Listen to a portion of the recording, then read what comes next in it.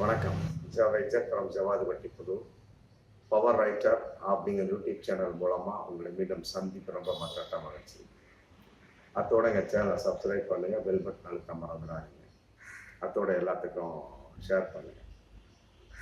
அதாவது சனாதன போக்கை, பாசிச தனத்தை எப்படியெல்லாம் திணிக்க வேண்டுமோ, ஒரு மாணவர்கள் மத்தியில் திணிச்சா அப்படின்னா சாகிற வரைக்கும் அவங்க மறக்க மாட்டாங்க. அந்த மாதிரி கல்வி நிறுவனங்களுக்குள் எப்படியெல்லாம் திணிக்க வேண்டும் அப்படின்னு ஒரு கும்பல் இன்னைக்கு இருந்துகிட்டு தான் இருக்கிறாங்க. நாட்டை ஆண்டு கொண்டிருப்பது கூட அதை சனாதன போக்குள்ள ஒரு கும்பல் தான், ஆர்எஸ்எஸ் கும்பல்.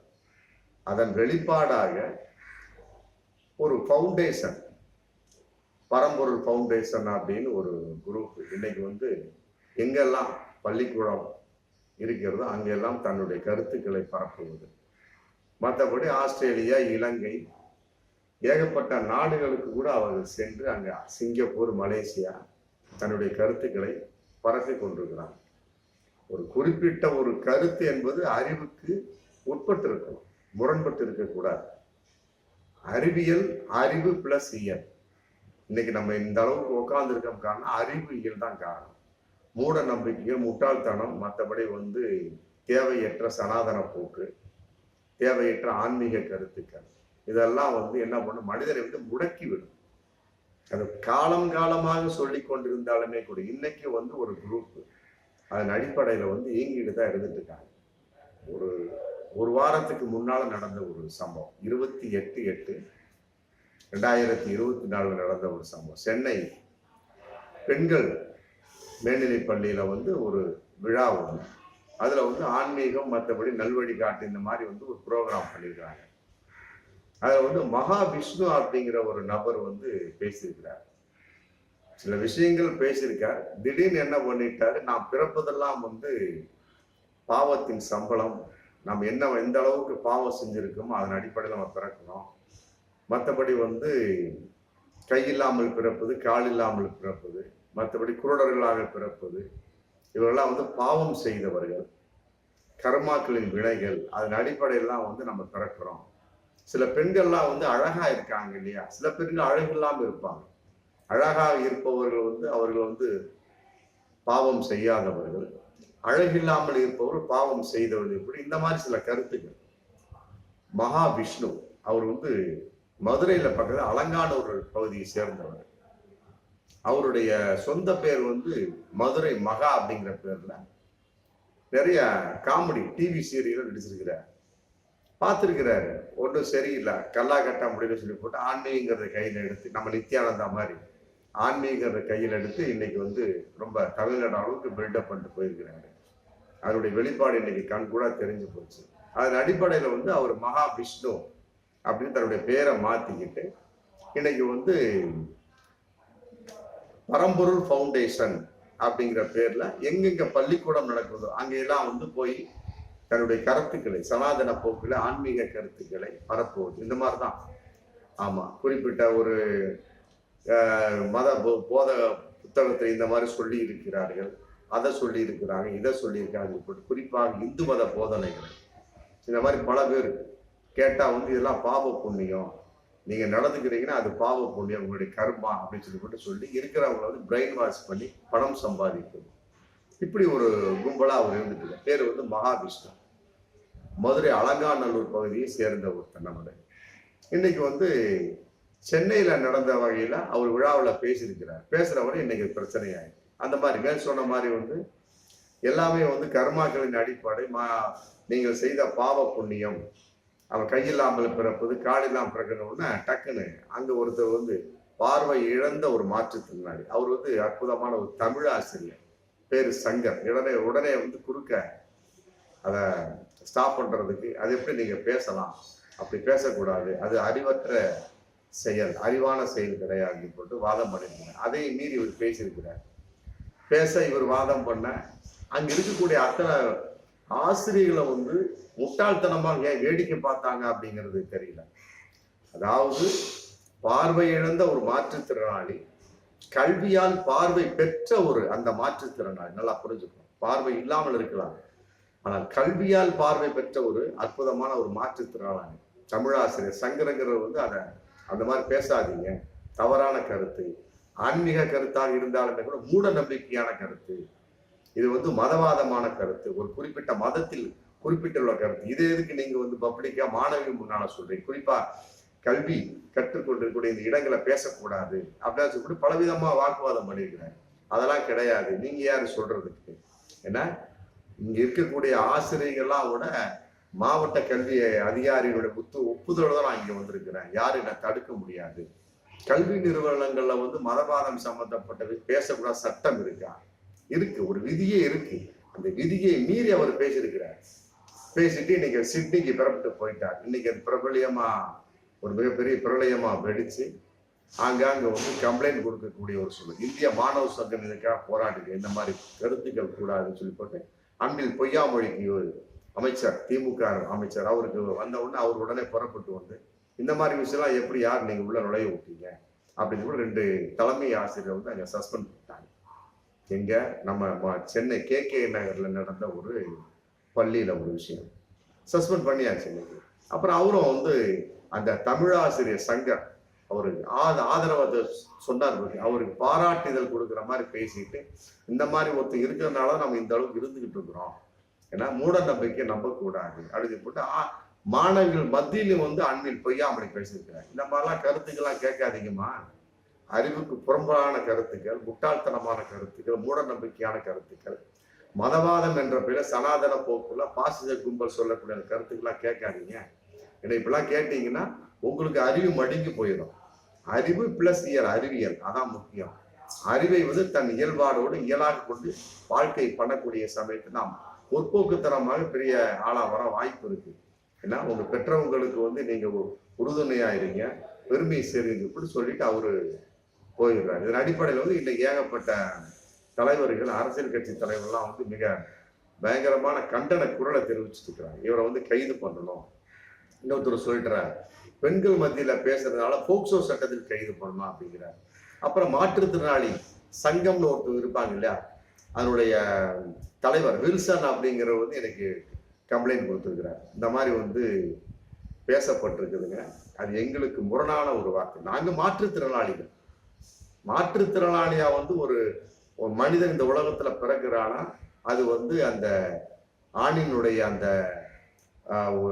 விந்தணு குறைபாடு, பெண்ணினுடைய அந்த கருப்பொருள் குறைபாடு சொல்லப்பட்டு ஏகப்பட்ட விஞ்ஞான கருத்துக்கள் இருக்கு. அதெல்லாம் கொண்டு போட்டு இது பாவ புண்ணியத்தில் வெளிச்சா நீ வந்து அந்த உட்புறவியில பாவம் செஞ்சவன், அதனால இன்னைக்கு வந்து கால் இல்லாம பிறந்திருக்கிற, கை இல்லாம பிறந்திருக்கிற, குருடனா பிறந்திருக்க, ஊமையனா பிறந்திருக்கிறவன் இது எங்களை வந்து இழிவு பேசுவதாக இருக்கு. அதனால வன்கொடுமை சட்டத்தின் கீழே மாற்றுத்திறனாளி வன்கொடுமை சட்டத்தை இவர் கைது செய்யப்பட்டு இன்னைக்கு வந்து கம்ப்ளைண்ட் பண்ணிக்கிறார். பாருங்க எப்படியெல்லாம் ஒரு கருத்து பாருங்க.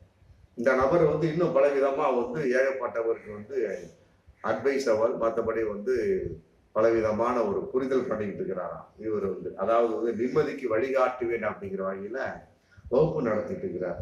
அதன் அடிப்படையில் வசூல் வேட்டை, வெளிநாட்டுக்கு போய் எல்லாம் ஏகப்பட்டது இந்த மாதிரி சொல்லி சொல்லி பணத்தை திரட்டிட்டு இருக்கிறார். மற்றபடி பாலியல் சம்பந்தப்பட்ட விவகாரம், காதல் பிரச்சனைகளுக்கெல்லாம் கிளாஸ் எடுக்கிறாங்க மகாவிஷ்ணு. அதே நேரத்தில் தன்னை மகாவிஷ்ணு அவதாரம் என்று சொல்லிக் கொண்டு திரிகிறார் அப்படிங்கிற ஒரு தகவல் இன்னைக்கு போயிட்டு, அதோடு இல்லாம யோகா சொல்லி கொடுத்து மற்றவர்கள் மாணவர்கள் வகுப்பெடுக்கிறார். ஆமா, இதுல வகையில எப்படியோ ஒண்ணுங்க, பலவிதமான விஷயம் எடுக்கிறாங்களோ இல்லையோ, இந்த மாதிரி ஒரு கீழ்த்தரமான நபர்கள்லாம் வந்து மூட நம்பிக்கை பரப்பக்கூடிய நபர்கள் யோகாங்கிறதே கையில வச்சிருப்பான். யோகா என்பது அற்புதமான ஒரு விஷயம், மருத்துவம்.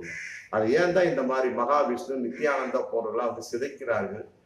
சில அரசியல்வாதிகள் கூட அதை வந்து ஒரு ஆயுதமாக தன்னுடைய கருத்துக்கு, சனாதன போக்குக்கு, பாசிச கருத்துக்கு ஆயுதமா பயன்படுத்துறாங்க. யோகா வந்து அந்த அளவுக்கு அவங்க இந்த மாதிரி ஆட்கள் கையில மாட்டிக்கிட்டு முடிச்சுட்டு இருக்கு. ஏன்னா பேசுறதா யோகா தெரபிஸ்ட், அது ஒரு மருத்துவம். அதை வந்து இவர்கள்லாம் வந்து அரசியல்வாதிங்கிற பேர்ல ஆன்மீகவாதிகளை சிதைத்து கொண்டிருக்கிறார்கள் அப்படிங்கிறது வந்து ஏற்றுக்கொள்ள முடியாத ஒரு விஷயம். அது மாதிரி வந்து பல விஐபிகள் வந்து இந்த மகாவிஷ்ணுவுக்கு ரொம்ப நெருக்கமா இருக்கிறாங்க. இவருடைய ஆபீஸ் வந்து அங்க அவினாசி பக்கத்துல குளத்துப்பாளையத்துல இருக்கிறான். நம்ம குளத்துப்பாளையத்துக்கு போலீஸ் போயிட்டாங்க. யார் என்ன சமாளிச்சிருந்தாலும் என்ன பண்ணிட்டு இருக்கிறாரு இப்படி எல்லாம் ஃபுல்லா செக்அப் பண்ணாங்க. பார்த்தா சிட்னியில் இருக்கிறாராம். ஒரு 2-3 நாள் கழிச்சு வர போறாங்க. போலீஸ் கட்டாயம் விசாரிக்கணும், என்னென்ன பண்றா, ஏது பண்றாரு அப்படிங்கிற விஷயம். பொதுவா வந்து மாற்று திறனாளிகளை பத்தி பேசக்கூடாது இல்லையா? அது தப்பு இல்லை. ஏன்னா மாற்றுத்திறனாளிகள் மற்றபடி முன்ஜென்மா விஷயத்தின் அடிப்படையில் நம்ம இங்க பிறக்கிறோம். இதெல்லாம் அறிவுக்கு புறம்பான ஒரு விஷயம். ஒரு குறிப்பிட்ட ஒரு மதத்தின் கருத்துங்கெல்லாம், ஒரு குறிப்பிட்ட மதத்தின் கருத்தை சொல்வதற்கு இவருக்கு என்ன உரிமை இருக்கு? இவரு பேசிட்டு இருக்கிறது ஒரு கல்வி நிறுவனத்துல பேசுறாரு, பள்ளிக்கூடத்துல பேசுறாரு. இந்த பக்கம் மாணவிகள் உட்கார்ந்து இருக்கிறாங்க, ஃபுல்லா பேசுறாரு. ஏதோ ஒரு 10 பேர் நம்பிட்டா கூட அவரோட அறிவு செயல்பாடெல்லாம் போகுது இல்லையா? இன்னைக்கு இவரு பேசுறாரு, நாளைக்கு இன்னொருத்தர் வருவாரு. இவர் இந்துக்கள் கருத்தை பேசுவார், இன்னொருத்தர் இஸ்லாமிய கருத்தை பேசுவாரு, இன்னொருத்தர் கிறிஸ்துவ கருத்தை. இப்படி ஆளாளுக்கு இப்படியே மதத்தை நுழைச்சுக்கிட்டே போனா அப்புறம் அவருக்கு படிக்கக்கூடிய மாணவிகளுக்கு அறிவு இல்லையா? யோசிக்கணும்.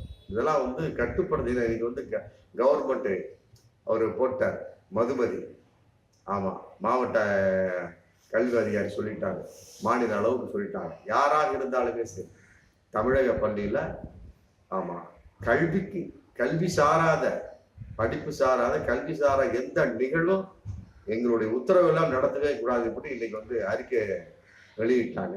இதுக்கு ஐயா மு.க. ஸ்டாலின் வெளிநாட்டுல பயங்கரமான கண்டனத்தை தெரிவிச்சிருக்கு. ஆமா, அறிவுபூர்வமா செயல்படுங்க, இந்த மாதிரி முட்டாள்தனமான கருத்துக்கள் மதிப்பு கொடுக்காதீங்க அப்படின்னு சொல்லி இது சம்பந்தப்பட்ட டக்குன்னு கல்வி அமைச்சர் அன்பில் பொய்யாமொழிக்கு ஒரு உத்தரவை பிறப்பிச்சு இதுக்கு உண்டான என்ன டக்குன்னு செய்யுங்க அப்படின்னு உடனே அவினாசி குளத்துப்பாளையத்துக்கு போலீஸ் போயாச்சு, டக்குன்னு மகாவிஷ்ணு பேசியாச்சு. புரியுதுங்களா? இது சம்பந்தப்பட்ட 2 பேரை ஆசிரியர் யார் அளவுக்கு சைதாப்பேட்ல இருந்து ஒரு தலைமை ஆசிரியர் இதை சொல்லி கொடுத்துருக்கிறார். அவரே மற்றபடி மற்ற 2 பேரை இடைமாற்றம் பண்ணியாச்சு. டக்குன்னு இதான் திராவிட மாடல் ஆட்சி, இதான் அறிவுபூர்வமான ஆட்சி. அறிவு நம்ம சிந்திக்கிறோம், அதன் அடிப்படையில் செயல்படுறோம். அதில் வெற்றி தோல்வி என்பது நம்முடைய சிந்தனை வெளிப்பாடு, பிற மனிதனுடைய சிந்தனை வெளிப்பாடு. ஒரு செயல் செய்யறோம் அப்படின்னம்னா நம்ம மட்டும் அதுக்கு காரணம் கிடையாது.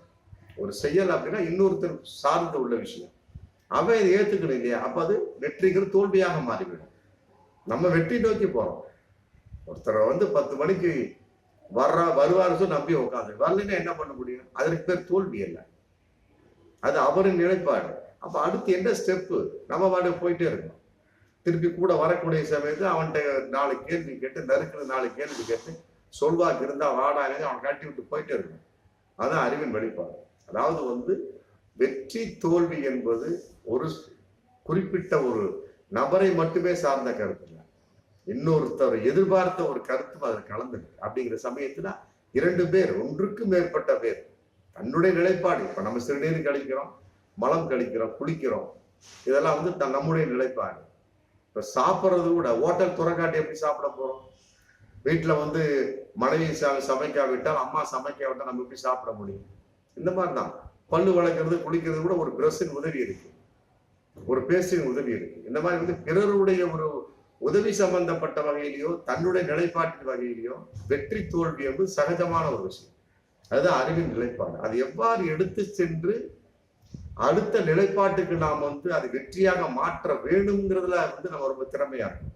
இந்த மாதிரி மூட நம்பிக்கையான கருத்து கேட்கிற சமயத்துல அறிவு மழுங்கி போயிடும்.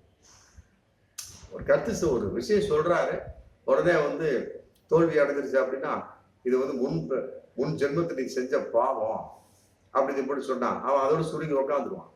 தப்பு, அதெல்லாம் அந்த மாதிரி சொல்லவே கூடாது. இன்னும் ஒரு கதை கூட சொல்லுவாங்க. ஒரு ஒட்டகச்சி இங்க போயிட்டு இருந்தது, ரொம்ப சுறுசுறுப்பா இயங்கிட்டு இருந்தான். அப்போ ஒருத்தர் காதல சொன்னார், இவ்வளவு சுறுசுறுப்பா இயங்குற, மரணம்னு ஒண்ணு இருக்குது தெரியுமான்னு கேட்டா, டக்குன்னு அந்த ஒட்டகசிவம் என்ன பண்ணிச்சு, தன்னுடைய மனோசக்தி இழந்து உடனே உடல் சக்தி இழந்துருது. மனோசக்தி தாங்க முக்கியம். அது இழந்த உடனே அப்படின்றது. அப்படியா, எனக்கு தெரியலையே, நம்ம இங்கேயும் இருந்துடலாமோ நினைச்சிட்டு இருந்தேன் அப்படி சொன்னோம். என்ன டக்குன்னு என்ன ஆயிடுச்சு, டக்குன்னு உட்காந்து அப்படி அங்கனே உயிரை விட்டுச்சான். மரணம் என்பது இயற்கை. அப்துல் கலாம் கூட ரொம்ப தெளிவா சொல்லுவார், பிறப்பு என்பது ஒரு சம்பவம், மரணம் என்பது அப்படி கிடையாது, சரித்திரமாக மாற வேண்டும். ஆமா, இந்த மாதிரி ஆட்கள்லாம் மகாவிஷ்ணு போன்ற ஆட்கள், நித்யானந்த சுவாமி போன்ற ஆட்கள், மற்றபடி இந்த மாதிரி மூட நம்பிக்கை சனாதன போக்குவாதில இருந்தாங்கன்னா கட்டாயமா நம்ம முட்டாளாதான் இறங்கணும், அறிவாளியா இருக்க இங்க வாய்ப்பே கிடையாது. அதனால இந்த மாதிரி விஷயங்கள்லாம் தடை செய்யப்பட வேண்டும். குறிப்பாக கல்வி நிறுவனங்களுக்குள்ள இவர்களால் நுழையவிடவே கூடாது. நுழைஞ்சிட்டு அவ்வளவுதான், ஸ்டார்டிங்ல அங்க வந்துடும். அப்புறம் அங்கேயும் ஜெய் ஸ்ரீராம் சொல்ல ஆரம்பிச்சிருவாங்க. வாய்ப்பு இருக்கு. இவருடைய வாய்ப்பு அடுத்த ஸ்டெப்பு விட்டோம்னா அப்புறம் அவர் சொல்ல ஆரம்பிச்சார் ஜெய் ஸ்ரீராம் அப்புறம் இன்னொருத்தர் ஹேராம் பாரு இப்படி போயிட்டு இருந்துச்சுன்னா அப்புறம் நிலைப்பாடு என்ன இருக்கு? ஒண்ணுமே கிடையாது. சனாதன போக்கு பாசிச கும்பலுக்குலாம் வேலையே கிடையாது. குறிப்பாக கல்வி நிறுவனங்களில் பள்ளிக்கூடங்களில் இருந்த பகிரங்கமான ஒன்று. பார்ப்போம் மீண்டும் அடுத்த வீடியோ. நன்றி.